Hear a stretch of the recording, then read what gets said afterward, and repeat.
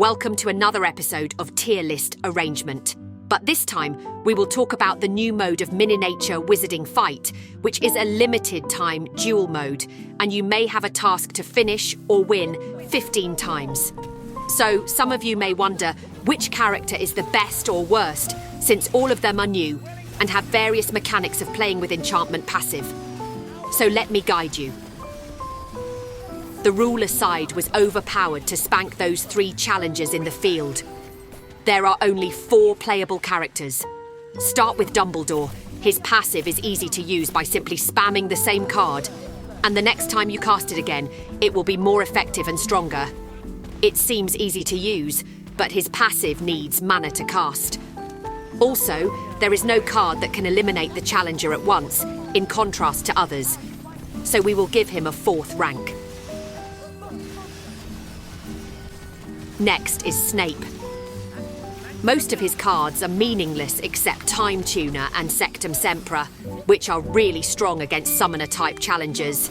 If there is a possibility to use said spell precisely, the game will end before they realise.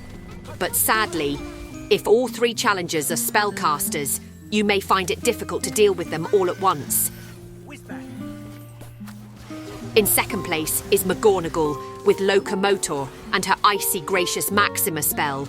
If challengers get hit by stacked Gracious just one time, it may be their death.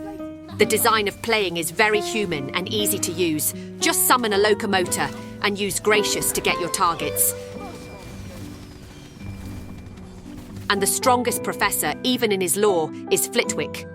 His deck may not have many spells or useful units, but his damage and mana regeneration come from his passive. He can just lay his back while spamming everything in order, increasing or decreasing numbers, until his enemy dies in the blink of an eye.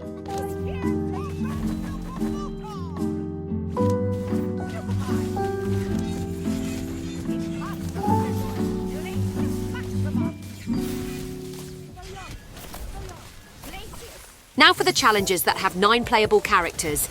Only 3 at a time can face the Professor. Dobby is the most useless and nonsense character in this mode. He has no card to do massive damage, only spells that can little support his teammate, but you already know, this mode needs damage as fast as possible or the Professor will grow stronger.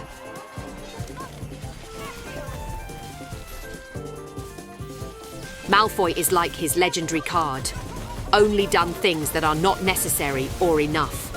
His companions can heal and use it as a gracious gun, but what matters if the Professor can one-shot them? Harry has spells to do damage repeatedly and enough to clear summons from the ruler side, but his damage is not enough to get his way of winning without friend support.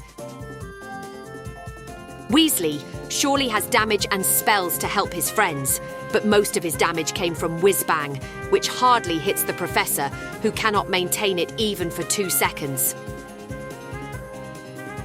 Luna is not great on her summon passive, but is good at Thestral, which can do massive damage, which is unavoidable. Like usual, just spam units and make your friends target opponents easier.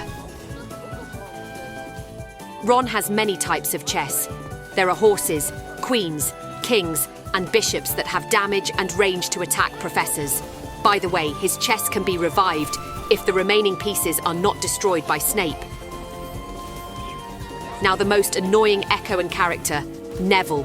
His passive is normally healing and summoning units, but the most effective and deathly is the Gryffindor Sword card, which has high damage and only 2 mana spent, which you can get once every 10 normal attacks.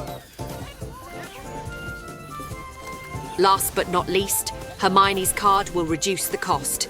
Copy Ruler's last used spells and upgrade spell cards you use to be stronger. So, we can say she is a damage dealer for every team and may die as soon as possible if the Ruler targets her. I hope this video was helpful and inspired you. If you think so, please like, subscribe and share to move to Vation for the next video. Thanks for watching.